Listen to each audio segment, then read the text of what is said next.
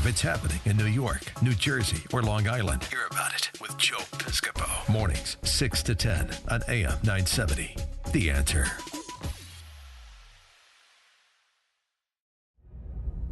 Can we talk personal things with Mike Gallagher? He's my mentor. No, he's we're my busy. mentor. He's Come like, I'm giving him life advice here, you know? life advice. Can you imagine me giving Joe Piscopo life advice? Everybody gives him advice. The problem is he doesn't take it. Blind leading the blind. Right. Me giving him life advice. I mean, Let's double date. We'll double date. No. That'd be it. You and I could talk radio and politics, I'll but be- bore the heck out of the Right, gals. right. You know what I mean? Talk about How about that new Grabian site, huh? You know? We'll talk about dogs. Yeah, We'll sure, talk about- no, don't talk about dogs. Oh, please. man, come on. Please. I'm in a New York state of mind. Mike Gallagher graces these 50,000 watts and around the country at 10 o'clock on AM 970. The Answer. How are you, Good Mike? morning. You know, you mentioned The Godfather over Thanksgiving week. We watched number 1 and number 2. Oh, together. And I'm not sure that 2 isn't better than 1. Yeah, it A is. lot of people It say is. that, It but is. they're both such classics.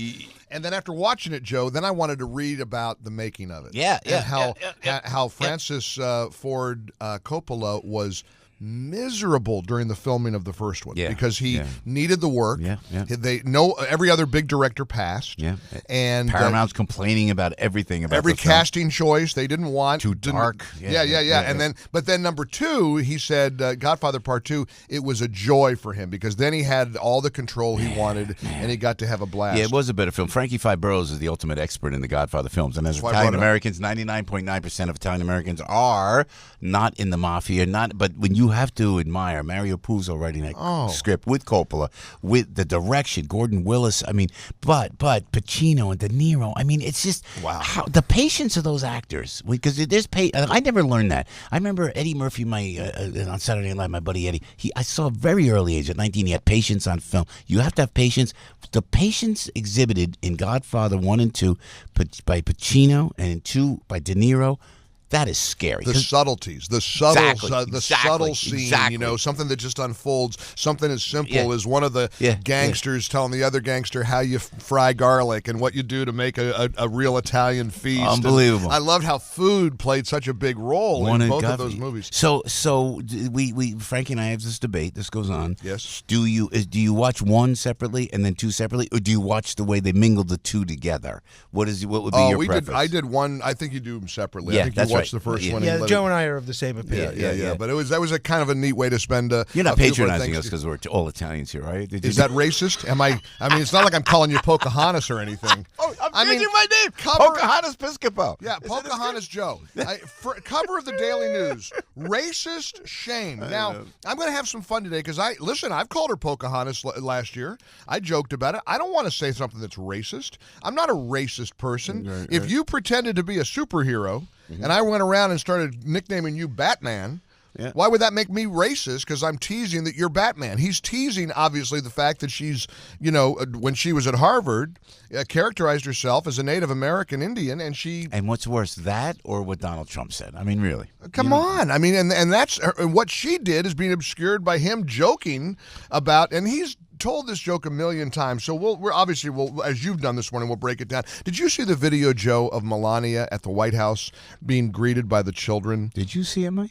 I saw it many times. I've wanted to study it. No, I'm not kidding you. She's a beautiful woman, but these little children were in the White House, and they said, "Is this the First Lady?" And they immediately, instinctively went to her and hugged her. Mike Gallagher, to your point, you can't fake that. No, it's real. And you know Melania, and I've seen her many times. As you have. No, but you've been around her, you know her, and the president loves you, and she is so smart. She is so classy, just warm. elegant. She's a warm gal. Yeah, and she's super smart. And when you go to those kids, and let's think about it. I don't want to mention any names, but all former first ladies, how awkward it was when they had to do something like that. This lady in Melania Trump is the most natural that I've ever seen. It's the most. If you haven't seen the video of these little children instinctively hugging her and just loving on her when she walked into the room. And by the way, have you gotten your White House Christmas party invite yet? See, he's got a... No, I haven't either. If you get, can I be your +1? It does say Merry Christmas and Happy New Year. Well, that's wonderful. But I used to go to the White House Christmas parties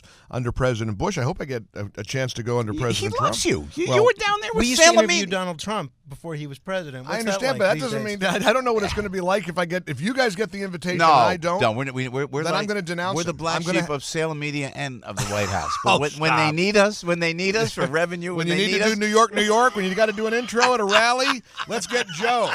Let's bring him up. But the White House looks spectacular this year. The decorations, and like you said, Merry Christmas is up everywhere, and it's okay to say Merry Christmas again. Can I tweet this to you? It's so funny. I'll put this out. There's a picture. It'll take me a while to find it. We're a picture of Donald Trump as Santa Claus, and it says, "I'm back."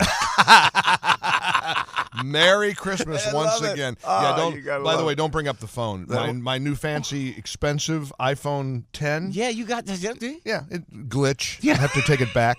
The facial recognition technology. What's the matter with the two of you buying these junk Apple phones? The Go first to Verizon, get yourself a Google Pixel. They got a new one out. The Pixel 2 is fantastic. Will you get them to sponsor us? This portion of No Piscopo, issues. None? None. I mean, I'm so mad, and I called the lady last night. I called Apple, and she said, yeah, this is a glitch we're experiencing. Whoa. The best thing about the new phone is the facial recognition technology. Which I don't use because it creeps me out a little bit, but it works. You know what you have to do? You don't have to enter in your fingerprint or your password. You just look at it. You just look at it, and it opens up your account. So your airline account or whatever account you have, you just hold it.